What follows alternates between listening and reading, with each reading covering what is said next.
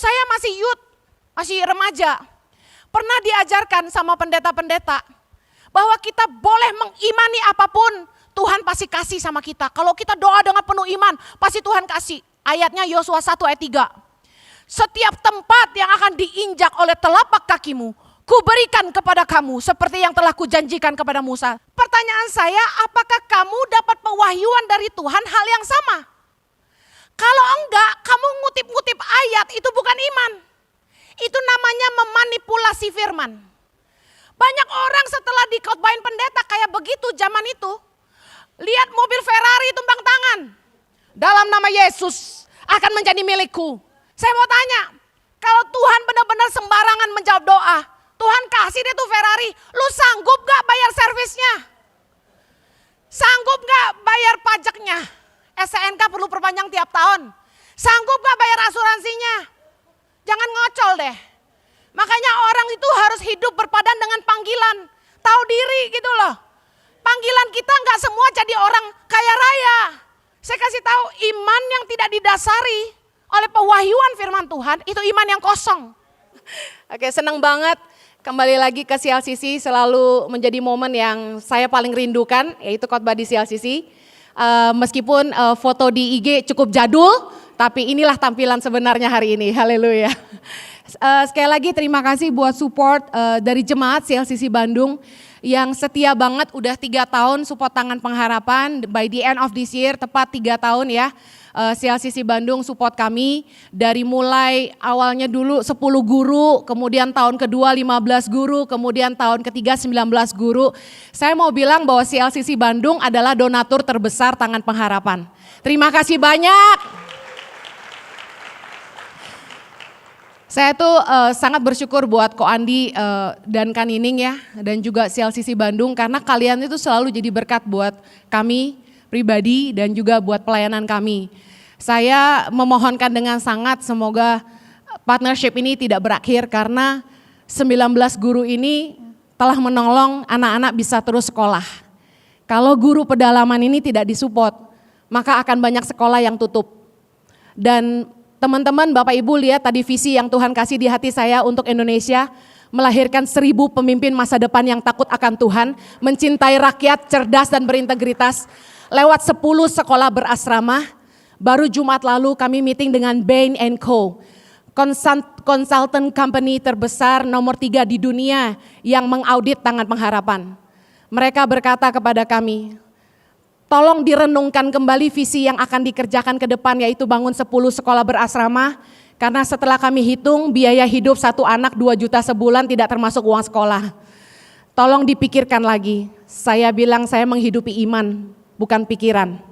Saya percaya bahwa Tuhan memanggil kami untuk perkara-perkara yang luar biasa, bukan karena keinginan kami, tapi karena Dia mengasihi bangsa ini. Amin. Terima kasih buat supportnya. Sebentar di depan ada merchandise Tangan Pengharapan, batik Tangan Pengharapan yang baru, lumayan ya. Dan ada kaos-kaos Tangan Pengharapan, Anda bisa lihat setelah ibadah ini selesai. Dan jangan lupa bahwa setiap item memberi makan 10 anak di Indonesia. Saya langsung masuk kepada kebenaran firman Tuhan. Pagi hari ini saya akan share tentang living faith, menghidupi iman. Tema gereja bulan ini adalah iman, dan bagian saya adalah menjelaskan tentang menghidupi iman. Segala sesuatu tentang Tuhan itu harus dihidupi dengan iman dan tidak bisa dengan logika. Yang mengerti katakan amin. Ketika saya dipanggil untuk Indonesia, sulit sekali menjelaskan kepada orang tua saya, mertua saya, bahwa Tuhan memanggil kami untuk Indonesia. Karena bagi manusia nggak ada yang masuk akal. Tetapi bagi Tuhan tidak ada yang mustahil, katakan amin. Ibrani 11 ayat yang ke-6 berkata, tetapi tanpa iman tidak mungkin orang berkenan kepada Allah. Sebab barang siapa berpaling kepada Allah, ia harus percaya bahwa Allah ada. Dan bahwa Allah memberi upah kepada orang yang sungguh-sungguh mencari Dia. Saudara, dikatakan firman Tuhan bahwa tidak mungkin orang hidup berkenan kepada Allah tanpa iman.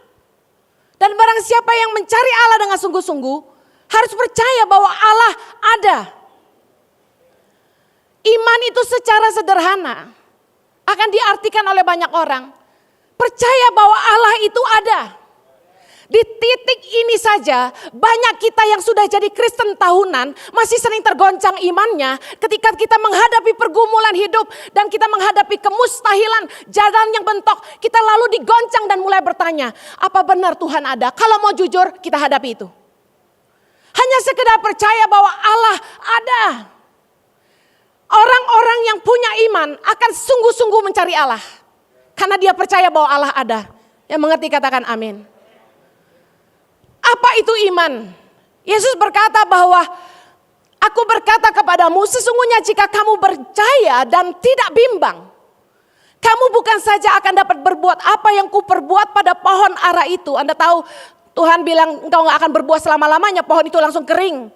Tetapi juga jikalau kamu berkata kepada gunung ini, beranjaklah dan tercampaklah ke dalam laut, hal itu akan terjadi. Dan apa saja yang kamu minta dengan dalam doa dengan penuh kepercayaan, kamu akan menerimanya.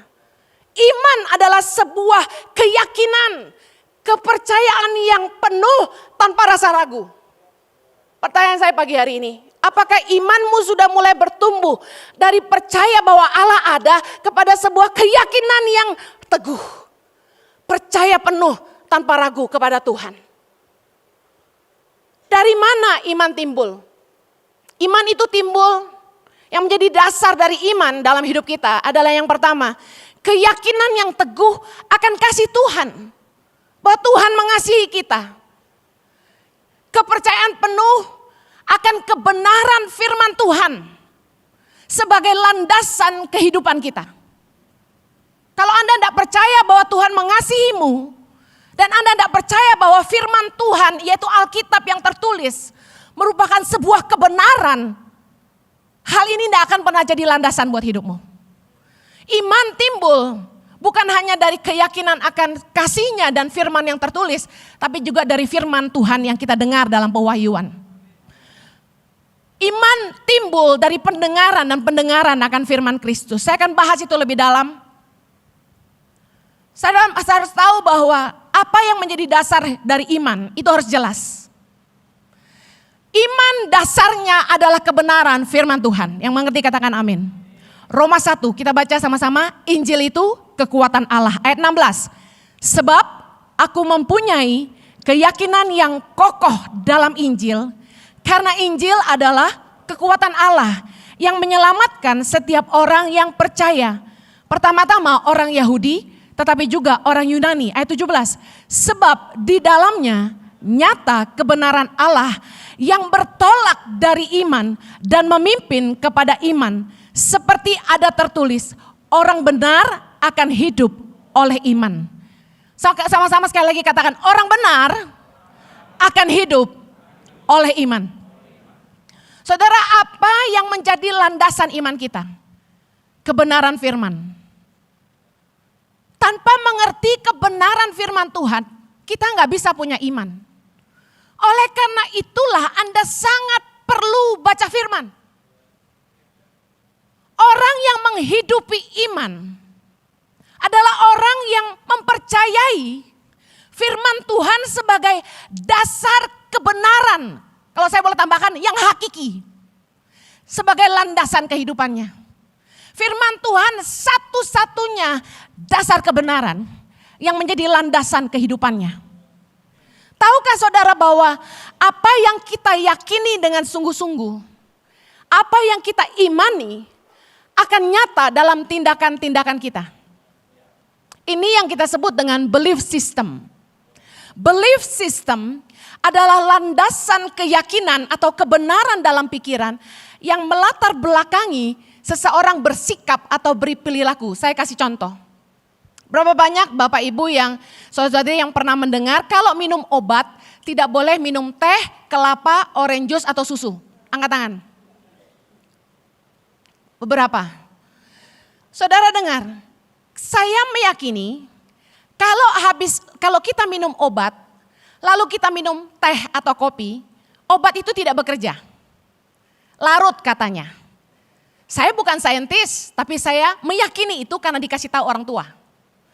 Kita juga tahu bahwa susu menetralisir racun. Oleh karena itu kalau kita minum obat, lalu minum susu, obat itu jadi netral, tidak bekerja, tidak ada efeknya. Berapa banyak Bapak Ibu yang punya keyakinan yang sama seperti saya? Angkat tangan. Oke, good. Akibatnya apa? Karena kita meyakini hal itu, setiap kali kita minum obat, kita nggak pakai susu, nggak pakai teh, nggak pakai kopi. Apapun yang jadi keyakinan kita akan termanifestasi lewat tindakan kita. Ada lagi, berapa banyak yang punya keyakinan nggak boleh gunting kuku malam-malam? Angkat tangan. Jujur, jangan ada dusta di antara kita. Yang tidak gunting kuku malam-malam, angkat tangan. Aduh, yang jujur cuma satu. Yang benar nih, kalian memang paradigma baru hebat.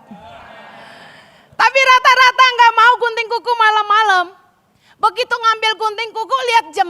Wah, udah jam 6, udah jam 7 maghrib. Biasanya orang udah nggak mau gunting kuku. Kata nenek berbahaya. Gunting kuku malam-malam nanti ada tantan, ada momo katanya gitu. Padahal gini loh, zaman dulu nggak ada listrik. Kalau gunting kuku malam-malam bahaya, bisa kegunting dagingnya. Tapi kita meyakini malam nggak boleh gunting kuku. Apa yang diyakini akan nyata dalam tindakan. Lagi, kita ada yang mandi itu bentar, ada yang mandi itu lama. Yang meyakini mandi lama baru bersih, biasanya mandinya lama. Belum kesentuh semua tubuh tuh kayak belum bersih. Tapi ada orang yang punya keyakinan, udah kena air, udah bersih, dia mandi kayak flash, set, selesai. Ada yang saya dengar hamba Tuhan bisa mandi cuma berapa menit lalu keluar gak pakai anduk. Terus saya nanya gimana ngeringin badan, dia gini nih. Keren gak tuh? Nah, kalau kita pasti berasa aneh, mana kering, baju dipakai lembab-lembab.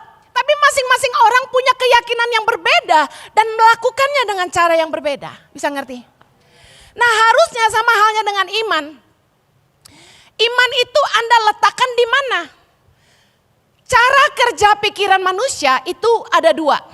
Pikiran sadar dan pikiran bawah sadar. Ternyata yang mendrive hidup kita itu adalah pikiran bawah sadar. Pikiran sadar cuma 10% yang isinya ilmu pasti, logika, ya pengetahuan, ingatan jangka pendek dan analisa. Nah makanya saya kalau kenalan sama orang suka lupa karena cuma di 10%. Pikiran sadar, namanya saya nggak inget. Ya. Kemudian yang kedua, pikiran bawah sadar. Ini autopilotnya kita. Kita itu bisa pergi dari rumah ke tempat kerja sambil ngelamun nyampe. Ya, ngerti ya? Nah, kenapa? Karena disinilah hidup kita di drive. Isi alam bawah sadar kita, pikiran bawah sadar adalah ini.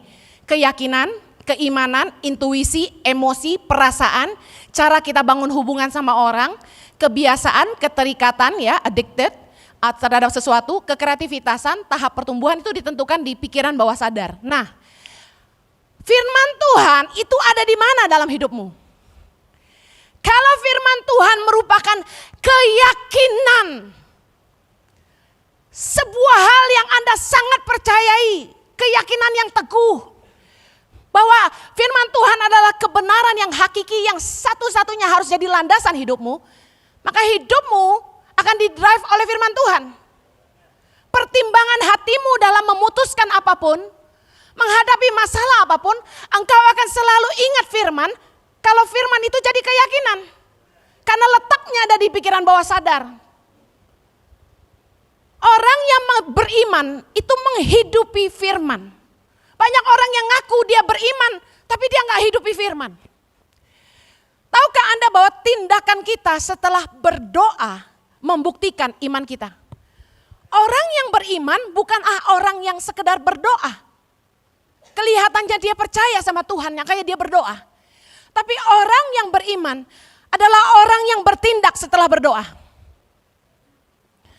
Saya ulangi bahwa perbuatan-perbuatan akan selalu mengikuti iman atau apapun yang kita yakini dengan sepenuh hati. Tindakan kita setelah berdoa yang menentukan jadi atau tidaknya doa kita. Karena tindakan kita yang seringkali membatalkan doa kita. Iman tanpa perbuatan adalah mati, kata firman Tuhan. Yakobus 2 ayat 15 sampai 17, mari kita baca sama-sama. Jika seorang saudara atau saudari tidak mempunyai pakaian dan kekurangan makanan sehari-hari, dan seorang dari antara kamu berkata, selamat jalan, kenakanlah kain panas dan makanlah sampai kenyang. Tapi ia tidak memberikan kepadanya apa yang perlu bagi tubuhnya. Apakah gunanya itu? Demikian juga halnya dengan iman. Jika iman itu tidak disertai perbuatan, maka iman itu pada hakikatnya adalah mati. Saya mau bilang ini, banyak orang Kristen yang berhenti sampai di sekedar ngomong doang. Ini arti firman Tuhan ini. Kita mengerti kebenaran bahwa kita harus saling mengasihi. Masalahnya, kasih itu harus nyata dalam tindakan, bukan cuma di mulut aja. Seperti layaknya seorang suami yang berkata kepada istrinya, I love you, tapi dia selingkuh terus. Saya kasih tahu firman Tuhan ini sederhana mengajarkan kepada kita. Kita tahu kasih, tapi kita bilang sama orang yang membutuhkan, dia gak punya uang, dia gak punya pakaian, tapi kita bilang sama dia, jangan lupa pakai kain panas, jangan lupa makan yang kenyang ya. Tapi kita gak bikin apa-apa. Orang Kristen banyak melakukan ini. Saya mau kasih tahu, iman tanpa perbuatan mati. Banyak orang yang ngaku dia dekat sama Tuhan. Saya mau bilang gini, orang yang benar-benar dekat sama Tuhan, itu berarti dia mendengar isi hati Tuhan. Dia ngerti kerinduan hati Tuhan. Tapi kalau kelakuannya dia nggak cinta jiwa-jiwa, dia nggak tahu apa yang Tuhan mau untuk jiwa-jiwa, saya ragu orang ini sebenarnya ngerti Tuhan. Saya harus ngomong bahwa banyak gereja yang kelihatannya luar biasa. Tapi ketika urusannya dengan misi, semua mundur teratur. Semua fokus kepada agenda-agenda gereja membesarkan aset dan omset. Kalau orang itu benar-benar mendengarkan Tuhan, saya mau angkat cerita ini tentang Maria. Di ayat 39, ya. Marta mempunyai seorang saudara yang bernama Maria. Maria ini duduk dekat kaki Tuhan dan terus mendengarkan perkataannya. Ayat 40 bilang, sedang Marta sibuk sekali melayani. Orang baca ayat ini selalu menghakimi Marta. Selalu bilang Marta sibuk pelayanan. Jadi dong kayak Maria yang duduk diam dengerin suara Tuhan. Saya mau kasih tahu, kalau kita cuma berhenti jadi Kristen Maria, kita cuma jadi orang-orang yang cuma dengar firman tapi tidak melakukan. Kita perlu belajar jadi Marta, tidak hanya dengar tapi melakukan. Kita harus jadi Kristen Maria dan Marta. Karena Maria bicara soal iman dan Marta bicara soal perbuatan. Orang yang bilang, oh saya ini intim sama Tuhan. Saya bisa dengar suara Tuhan. Tapi dia lihat orang gak ada belas kasihan. Keluarganya belum kenal Tuhan, dia juga gak pernah doakan. Sama sesama pelit sekali. Saya mau kasih tahu orang ini gak kenal kasih Tuhan. Orang yang ngerti hati Tuhan gak akan bisa untuk tidak menangis buat jiwa-jiwa. Karena isi hati Tuhan cuma satu. Dia cuma mau lihat orang diselamatkan. Yesus datang cuma satu. Buat nunjukin betapa Tuhan cinta sama dunia ini. Tapi kalau kita yang mengaku orang beriman, kita gak cinta sama jiwa-jiwa, kita gak cinta sama dunia ini, bahwa orang-orang ini perlu kenal Yesus. Saya mau kasih tahu, jangan-jangan kita gak dekat sama Tuhan sama sekali. Orang yang beriman itu hidup takut akan Tuhan. Katakan amin. Tadi saya bilang iman itu sederhana, percaya Allah ada. Sadar Tuhan bahasanya. Orang yang sadar Tuhan akan hidup takut akan Tuhan. Kenapa banyak orang Kristen gak takut Tuhan? Karena dia pikir dia tinggalin Tuhan di gereja hari Minggu. Senin sampai Sabtu dia jalani hidup dia dengan caranya sendiri, maunya sendiri, dengan penuh kejahatan, iri hati. Karena dia pikir Tuhan tidak tahu. Orang yang beriman sederhana begini, dia punya kesadaran akan Tuhan. Bahwa Tuhan ada di mana-mana dan Tuhan melihat semuanya. Bahkan sampai kedalaman hati kita. Orang yang beriman akan hidup takut akan Tuhan. Ibrani 11 ayat 24 berkata, Karena iman, maka Musa setelah dewasa menolak disebut anak putri Firaun. Ayat 25, sama-sama baca.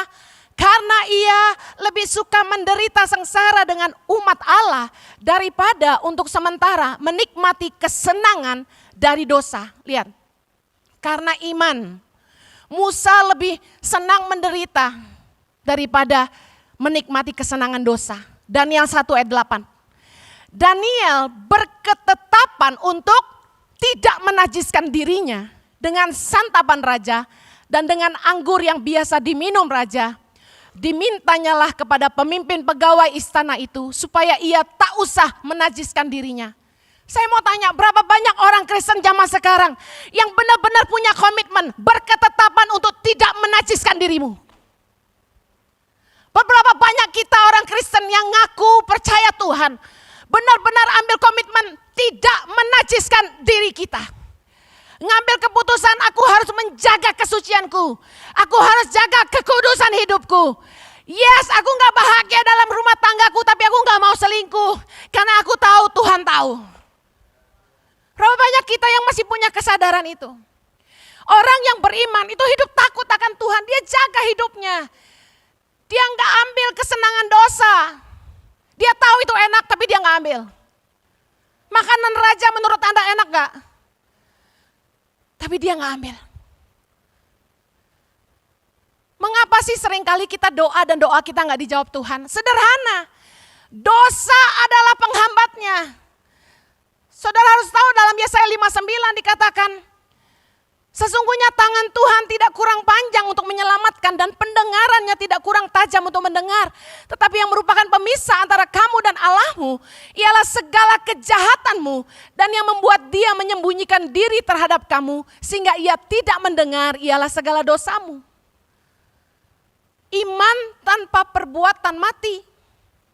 Kalau kita percaya sama Tuhan, kita jaga hidup kita kudus, kita gak ambil perbuatan dosa. Herannya kita gak jaga hidup kita. Kita berbuat seolah-olah Tuhan gak tahu sama apa yang kita buat. Tapi kita tetap berdoa minta Tuhan tolong kita. Orang yang beriman selalu melakukan yang terbaik dalam hidupnya. Kenapa? Karena dia percaya kepada firman. Amsal 22 ayat 29. Pernahkah engkau melihat orang yang cakap dalam pekerjaannya? Di hadapan raja-raja ia akan berdiri. Bukan di hadapan orang-orang yang hina. Saudara dengar baik. Semua orang ingin dipromosi, katakan amin. Semua orang ingin naik gaji, katakan amin. Tapi masalahnya begini. Doa tanpa tindakan itu mati. Karena iman bicara soal doa dan tindakan. Kita tahu Tuhan mau memberkati kita, katakan amin. Tapi masalahnya bagaimana cara kita menghidupi kehidupan kita. Bagaimana kita bekerja, kinerja kerja kita menentukan doa kita dijawab Tuhan atau tidak.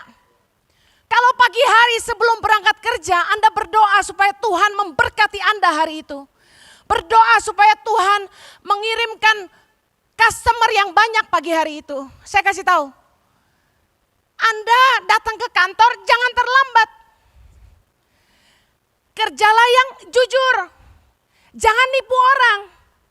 Anda pengen dipromosi, dengar. Yang dipromosi adalah orang yang paling cakap dalam mengerjakan pekerjaannya.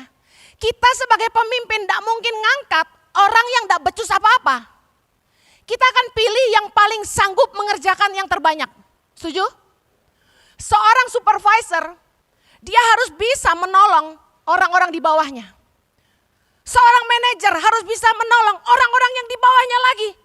Kita akan angkat orang yang paling skillful, paling capable, dan paling trustworthy. Kalau Anda ingin dipromosi sama Tuhan, berdoa saja tidak cukup, katakan amin. Orang yang beriman itu harus hidup jadi teladan. Kolose 3 ayat 22-24, kita baca sama-sama. Hai hamba-hamba, taatilah Tuhanmu yang di dunia ini dalam segala hal. Jangan hanya di hadapan mereka saja untuk menyenangkan mereka. Melainkan dengan tulus hati karena takut akan Tuhan. Ayat 23. Apapun juga yang kamu perbuat, perbuatlah dengan segenap hatimu. Seperti untuk Tuhan dan bukan untuk manusia. Kamu tahu bahwa dari Tuhanlah kamu akan menerima bagian yang ditentukan bagimu sebagai upah. Kristus adalah Tuhan dan kamu hambanya. Orang yang beriman mempercayai bahwa upah itu datangnya dari Tuhan. Orang yang beriman justru melihat bahwa segala sesuatu yang dia kerjakan untuk Tuhan dan bukan untuk manusia. Orang yang beriman menaruh keyakinannya bahwa dia makan dari tangan Tuhan dan bukan makan dari tangan manusia. Justru kalau orang yang beriman, dia percaya, dia lakukan yang terbaik untuk Tuhan. Karena Tuhanlah yang menentukan bagian yang jadi upahnya. Saya mau kasih tahu sama yang kerja, jangan taruh imanmu pada slip gajimu. Anda akan kecewa dan putus asa, kerja gak semangat. Tapi kalau Anda menaruh kepercayaanmu kepada Tuhan, engkau akan kerja sungguh-sungguh. Karena engkau tahu berkat itu datangnya dari Tuhan. Dia sanggup memberkati kita dari utara, selatan, timur, dan barat. Kuasa Tuhan tidak terbatas. Jangan limit hidupmu dengan pemikiran logikamu. Orang yang beriman percaya Tuhan memperhitungkan segalanya. Kalau kita kerja sampai lembur, atasan nggak tahu dan bahkan mungkin kita nggak dapat bonus. Saya mau kasih tahu, tetap lakukan yang terbaik. Kamu kerja sudah yang terbaik, idemu paling kreatif, tapi tetap pemimpinmu yang dipuji waktu presentasi. Sebenarnya itu idemu. Jangan patah semangat. Saya kasih tahu, Tuhan tahu. Karena ketika kita terus lakukan yang terbaik, meski manusia tidak hargai, manusia tidak puji, manusia tidak kasih kita lebih, Tuhan menyediakan upah bagi mereka yang sungguh-sungguh percaya. Saya dulu full time sama Jojo di gereja di Australia. Sorry, persembahan kasihnya kecil banget, cuma bisa lewatin minggu demi minggu. Tapi sejak kami nikah, waktu saya mau nikah sama Jojo, saya masih ingat konseling sama gembala. Saya bilang gini, Tante, saya bilang sama Jojo, kalau mau nikah kami harus bisa cicil rumah. Biar kecil gak apa-apa, yang penting bisa punya rumah sendiri. Karena dari kecil saya ditinggal orang tua, saya mau punya keluarga. Dan itu bicara soal rumah. Saya bilang sama Jojo, kalau mau nikah sama saya harus bisa nyicil rumah. Saya gak masalah rumahnya cuma satu kamar saja gak masalah. Gembala saya bilang gini, imanmu ketinggian. Kamu itu tahu tante waktu nikah sama om tinggal di kontrakan di gang kecil becek kebanjiran. Saya ngomong gini, itu iman tante. Iman saya, suami saya sanggup belikan saya rumah. Kami kerja sama-sama. Tahu, saya dan Jojo itu kerja gak kenal day off. Dari muda. Jojo itu rajinnya luar biasa. Sementara full timer hari Senin day off, Jojo nggak day off. Jojo merintis cabang-cabang gereja. Dengan mobil sendiri, dengan bensin sendiri, tidak klaim ke gereja. Tiap hari Senin saya nemeni Jojo, buka cabang di Wollongong. Hari Rabu malam pulang kantor, pergi buka cabang di Campbelltown, di luar kota, jauh. 1,5 jam sampai 3 jam keluar kota. Saya kasih tahu, upah itu datang dari Tuhan. Dari sejak kami nikah, kami sudah nyicil rumah. Sementara teman-teman lain masih ngekos, masih sewa apartemen, kami sejak nikah sudah punya rumah sendiri. Saya kasih tahu, doa itu nggak akan jadi kalau tindakanmu tidak menyertai. Contoh, saya pengen punya rumah, masalahnya gini, tindakan saya gimana? Kalau malas kerja, kalau boros, nggak bisa ngatur uang, ya nggak bakal bisa beli rumah. Sampai ayam tumbuh gigi nggak bakal beli rumah. Tapi karena saya meyakini saya harus punya rumah, saya kerja sungguh-sungguh. Saya nggak hitung waktu, Senin sampai Minggu saya kerja. Kelihatannya bos saya menutup mata, nggak pernah dapat uang lembur. Tapi Tuhan tidak buta dan dia tidak pernah terlelap. Berkat itu datang dari mana-mana, luar biasa. Saya kasih tahu, saya selalu diberkati dari muda. Tuhan itu keren. Saya kasih tahu, Tuhan itu luar biasa. Kalau kita kerja itu sungguh-sungguh sepenuh hati. Bukan cari pujian manusia, tapi kita kerja semuanya untuk Tuhan. Tuhan itu perhitungkan sampai sekecil-kecilnya, katakan amin. Iman tidak diskon kerja keras. Iman tidak membuat orang jadi malas. Ingat bahwa Tuhan itu tidak mandang orang. Kolose 3 ayat 25 berkata, barang siapa berbuat kesalahan, ia akan menanggung kesalahannya itu karena Tuhan tidak memandang orang.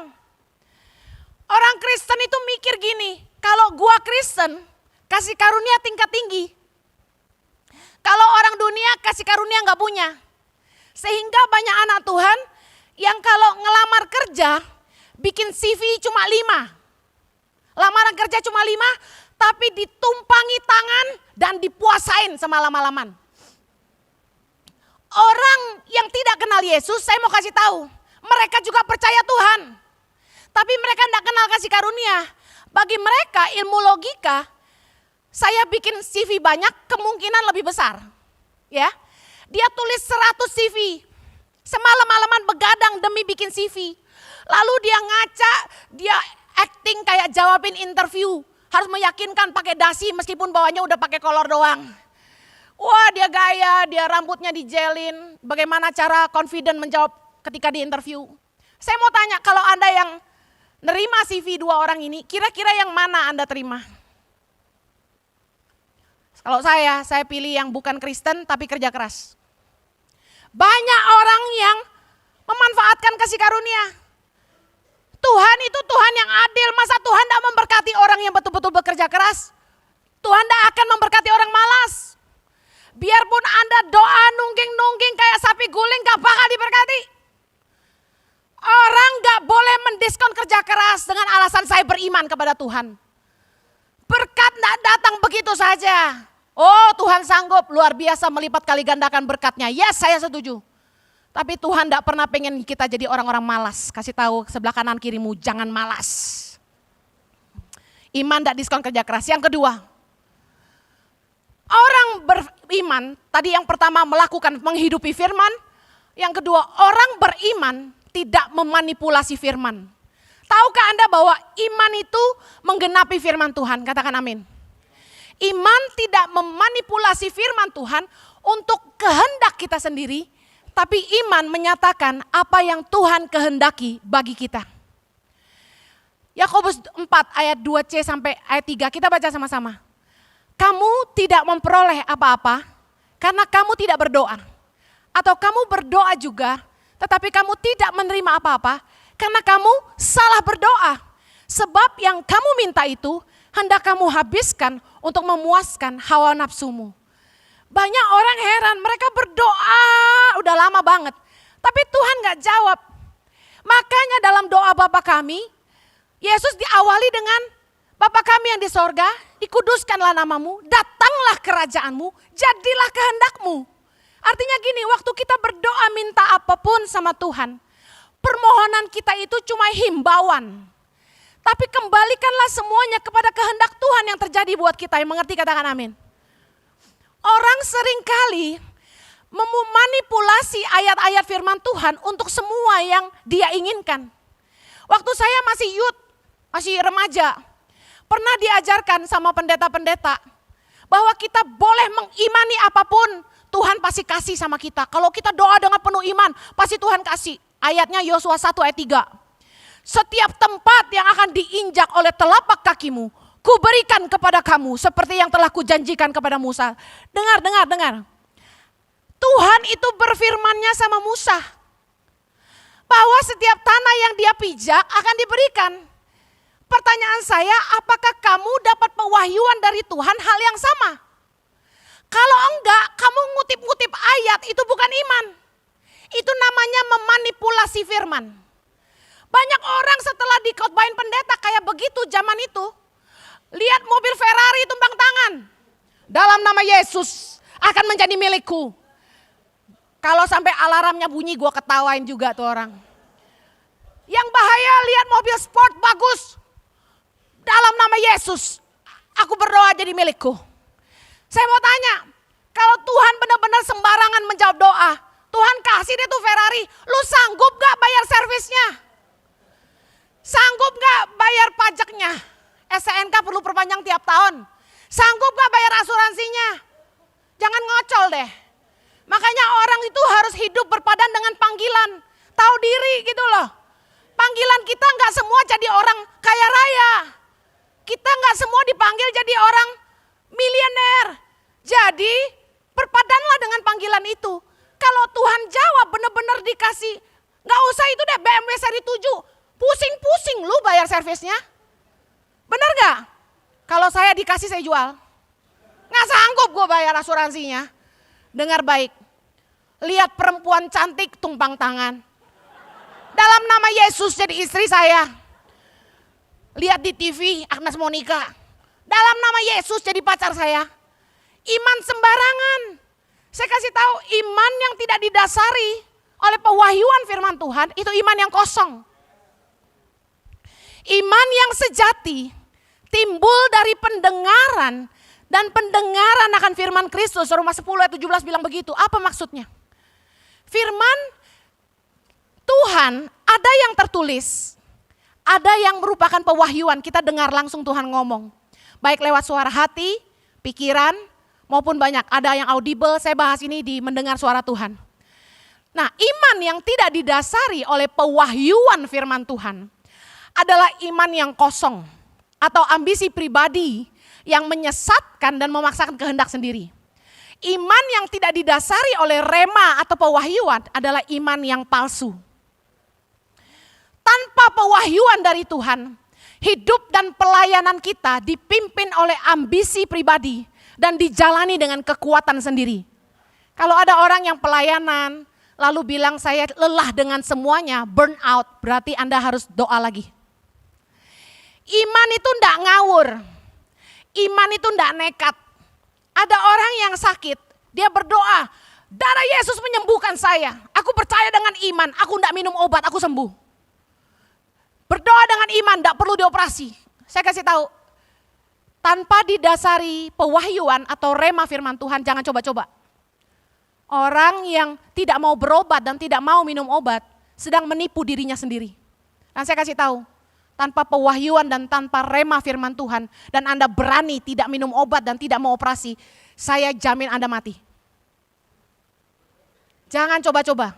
Banyak orang kecewa sama Tuhan, karena mereka bertindak tanpa pengetahuan. Paling ngeri-ngeri sedap jadi hamba Tuhan tuh doain orang sakit. Dia hidup, dia sembuh, kita dipuji. Dia check out, kita dianggap mengutuk. Bayangin, saya paling ogah doain orang sakit kalau udah dipesan gini. Bu Heni, doain supaya mama sembuh. Saya bilang gini, saya bukan si penyembuh. Kita berdoa, minta kehendak Tuhan. Saya kasih tahu kalau disuruh doain orang, nih ketua-ketua home paling aman ngomong gini. Bapak, biar kehendakmu yang jadi. Sembuhkan, bilang kau mau sembuhkan. Kalaupun dia harus dipanggil, biarlah keluarga merelakan. Amin. Ya, itu dia. Iman yang dari Tuhan, lahir dari wahyu atau rema.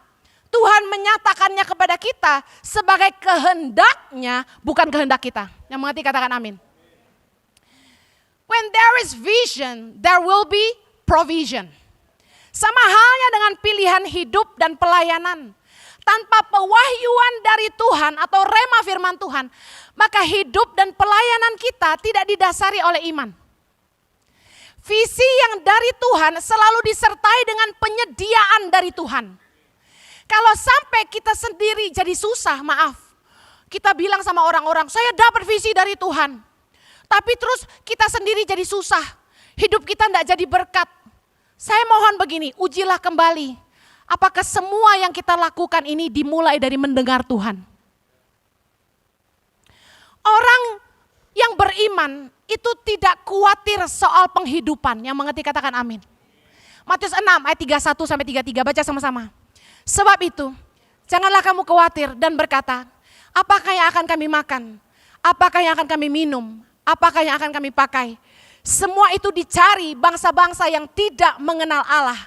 Akan tetapi Bapamu yang di sorga tahu bahwa kamu memerlukan semuanya itu. Ayat 33, tetapi carilah dahulu kerajaan Allah dan kebenarannya, maka semuanya itu akan ditambahkan kepadamu. Artinya apa?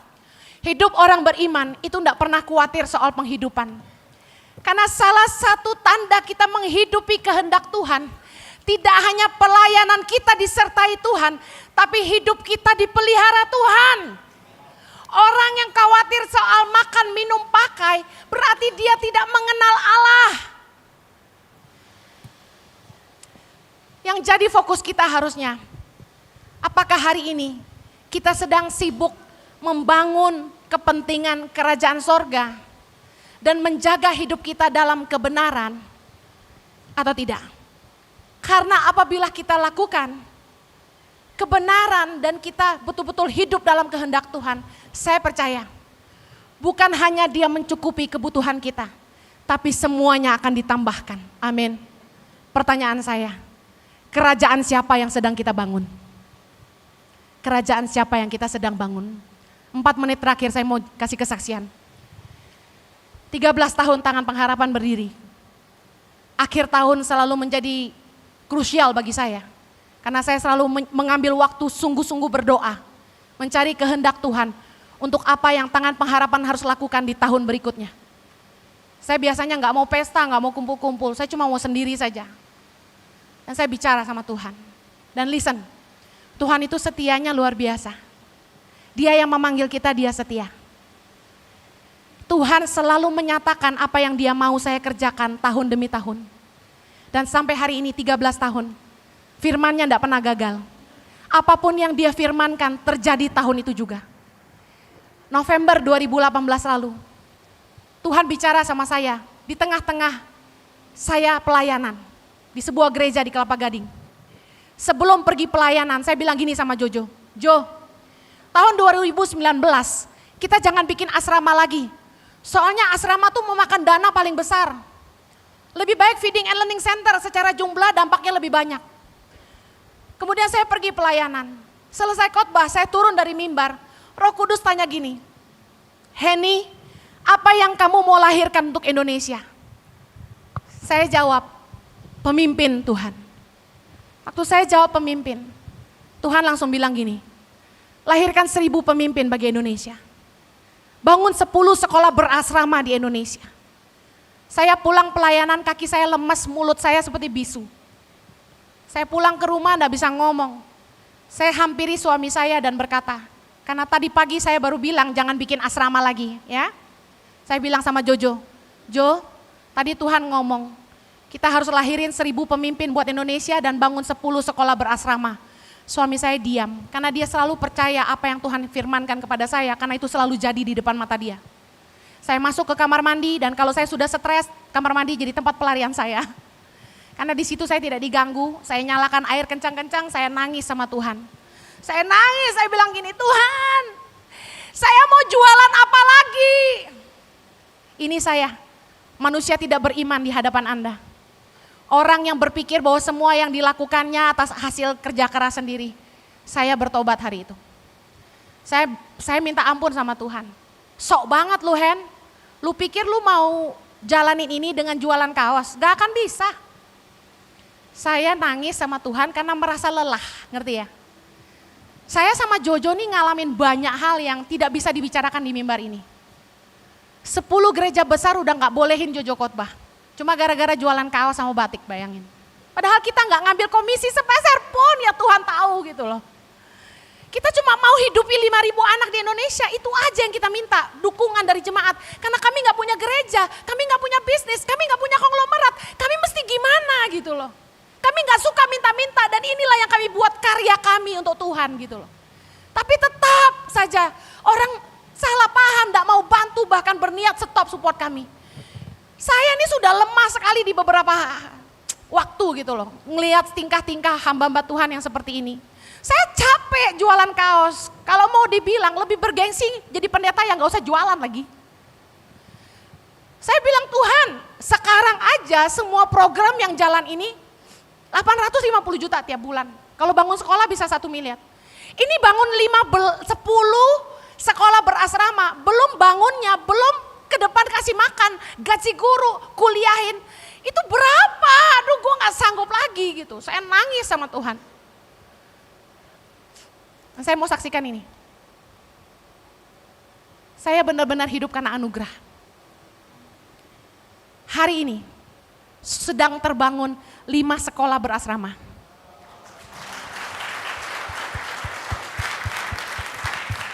Segala kemuliaan hanya bagi Tuhan.